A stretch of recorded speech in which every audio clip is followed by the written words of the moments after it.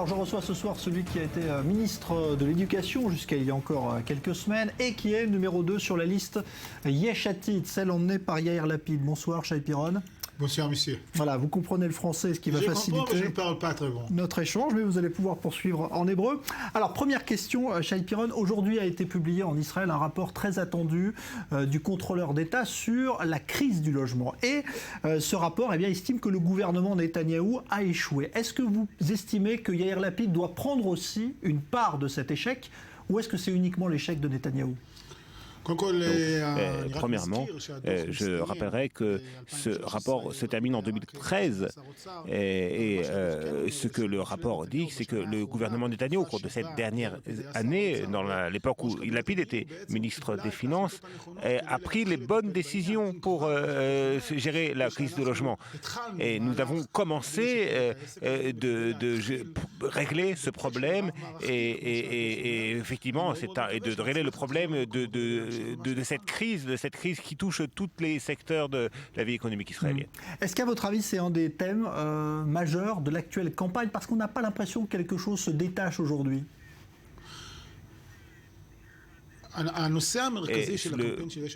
Le sujet central de la campagne de notre parti, c'est nous avons commencé à travailler, nous avons occupé les 4 ministères les plus importants, les finances, l'éducation, la santé et les affaires sociales. Et les politiciens en général n'aiment pas ces ministères parce qu'ils amènent des problèmes. Mais nous avons accepté ces ministères parce que nous considérons comme étant des envoyés du public. Et comme devant servir le public et pas servir les politiciens. Et ce n'est seulement si on revient aux mêmes positions que nous pourrons continuer l'œuvre que nous avons entreprise. Quand vous regardez aujourd'hui ce qui se passe dans cette campagne, vous vous dites que Yesh Atid se sent plus proche du bloc de gauche, du camp sioniste, ou du bloc Likoud-Bennett ? Je pense qu'il y a quelque chose de très intéressant qui s'appelle le centre. Nous sommes au centre, nous sommes des gens normaux, nous rejetons l'extrémisme des deux côtés, nous pensons que l'État d'Israël a besoin de la paix, mais elle a des intérêts à défendre. L'État d'Israël est une démocratie et un État juif sioniste et libéral. Et il y a une option d'être tout simplement normal et être équilibré. Et je pense que Yesh Atid est exactement au point central de la société israélienne et de présenter une alternative raisonnable pour la société israélienne. Est-ce que le centre pourrait devenir justement le centre de la prochaine coalition ? C'est-à-dire, est-ce qu'il pourrait y avoir quelqu'un qui émergerait au centre, peut-être Yair Lapid, pour former une future coalition ? Nous estimons que c'est un processus que nous avons commencé au cours des précédentes élections. En fin de compte, les citoyens israéliens en ont assez des gens qui leur promettent des slogans vides, de gauche ou de droite, et des gens qui ils ont peur des gens qui parlent avec des points d'exclamation en fin de chacun de leurs phrases. Et donc il y a un processus culturel de longue haleine dans la société israélienne qui va vers le centre. Alors je précise que vous êtes aussi rabbin, Shai Piron, parce que c'est quand même rare de trouver justement des rabbins engagés au centre en politique en Israël. Vous avez œuvré beaucoup pour le rapprochement justement laïque, religieux. Il y a une grande colère aujourd'hui du monde orthodoxe, on le sait, contre ce qu'a fait Yair Lapid. Vous pensez que les positions sont encore conciliables ? Écoutez, je vais vous dire que j'étais à Paris il y a quelques mois et c'était vraiment une impression une expérience vraiment émouvante et j'ai prié dans la synagogue là-bas et je me suis rendu compte de ce que vivaient les Juifs là-bas et la voix modérée, la voix raisonnable, la voix qui tente de créer un équilibre raisonnable. Ce n'est la voie qui repose non sur l'extrémisation, mais et qui fait de la religion quelque chose, un instrument qui promeut la paix et non pas la guerre. Eh bien, entre moi et Yair Lapid, nous avons créé une alliance stratégique autour de ça. Oui, dans le public très religieux, il y a un public qui refuse ce genre d'alliance. mais cette mélodie, nous ne pouvons pas l'arrêter, cette mélodie de l'alliance entre religieux et laïcs. Alors, quand vous vous êtes retrouvé à l'éducation, donc à la tête de l'éducation en Israël, quelle est la chose dont vous êtes le plus fier, celle que vous avez faite justement en tant que ministre et dont vous êtes le plus fier?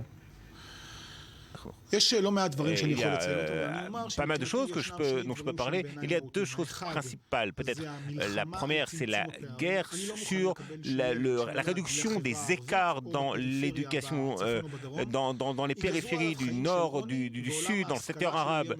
Et je ne veux pas accepter que des élèves reçoivent une éducation d'un niveau très différent en fonction de leur lieu d'habitation. Je veux voir un État, un pays où il y a plus d'égalité et le renforcement de l'éducation publique dans les périphéries. C'est vraiment une chose essentielle. Et la deuxième chose, l'adaptation de l'enseignement au XXIe siècle avec plus de curiosité, plus de avec un lien entre la technologie et la signification et le sens. L'un des livres les plus importants en éducation, c'est l'Émile de Rousseau.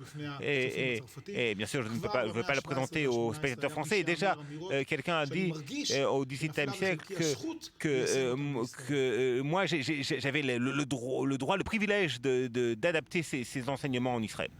Alors, je voudrais qu'on revienne à des choses qui sont plus politiques et qui... pourquoi elle est plus intéressante de parler de philosophie? C'est vrai que ce serait plus intéressant, mais il y a des choses plus politiques et plus actuelles qui préoccupent aussi. La philosophie, c'est le plus actuel. Alors justement, d'un point de vue philosophique, peut-être, comment vous imaginez ce que va dire Netanyahou, par exemple, au Congrès dans quelques jours, qui fait beaucoup parler ici en Israël? Est-ce que vous trouvez qu'il a raison? Est-ce qu'il va défendre vraiment Israël là-bas, ou est-ce qu'il va faire de la campagne électorale?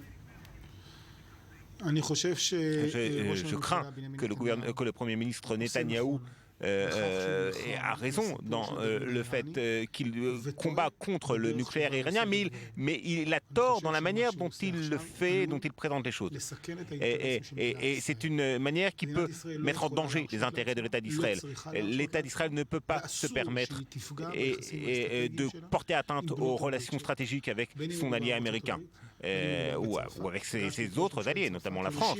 Le gouvernement français m'a vraiment impressionné dans son inquiétude et son œuvre en faveur de la sécurité des Juifs de France.